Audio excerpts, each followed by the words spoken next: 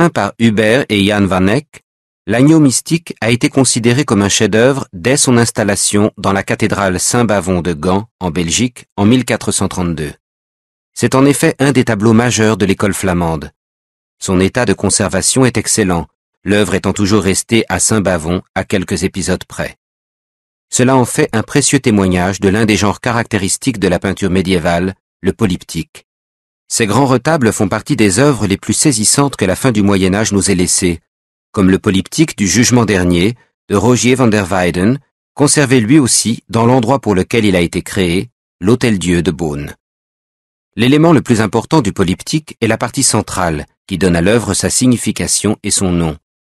La vision de l'agneau mystique, illustration d'un passage de l'Apocalypse de Jean, montre le monde entier venu adorer l'agneau, symbole du Christ ressuscité. Quand tous les panneaux sont dépliés, deux registres de lecture se superposent.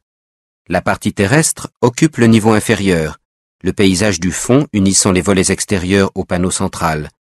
À gauche, le cortège comprend les chevaliers du Christ, symbolisant les ordres militaires religieux, peut-être les saints Martin, Georges et Sébastien, accompagnés de Charlemagne, Godefroy de Bouillon et Saint-Louis, puis les juges intègres, peut-être les frères Van Eyck eux-mêmes, ou encore la lignée des ducs de Bourgogne qui possédaient alors l'actuelle Belgique, Jean sans Peur, Philippe le Hardi et Philippe le Bon. À droite, les saints ermites conduits par saint Antoine appuyés sur sa canne. Au fond, Marie-Madeleine portant le flacon de parfum avec lequel elle a oint les pieds du Christ. La partie céleste occupe le registre supérieur. Dans la partie centrale, Dieu le Père, couronné de la tiare pontificale, trône, le sceptre à la main et la couronne à ses pieds. Dans la partie inférieure, la colombe, symbole du Saint-Esprit, et l'agneau, symbole du Christ sauveur. La Trinité règne sur le monde sauvé par Jésus. À droite, saint Jean-Baptiste porte une tunique en poil de chameau et un somptueux manteau vert, signe de sa gloire céleste.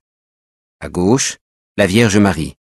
Enfin, à chaque extrémité, Adam et Ève, responsables de la faute originelle. Deux épisodes de l'Ancien Testament traités en grisaille les surmontent. À gauche, Abraham sacrifiant Jacob, à droite, Caïn tuant Abel. L'extérieur des volets du retable est également peint. Dans la partie supérieure, l'Annonciation, répartie sur 4 panneaux.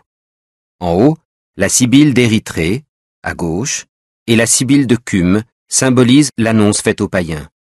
Au-dessus de l'ange Gabriel, le prophète Zacharie, et au-dessus de Marie, le prophète Michée symbolise l'annonce faite au peuple hébreu. À la partie inférieure, à gauche et à droite, les donateurs du retable, Jos Vide et son épouse, Isabelle Borlu, et au centre en grisaille, saint Jean-Baptiste, le dernier prophète, et saint Jean, l'auteur de l'Apocalypse. Ainsi, la révélation et l'histoire du salut, depuis la Genèse jusqu'à l'Apocalypse, sont-elles, au fil des panneaux du polyptyque, présentées aux spectateurs.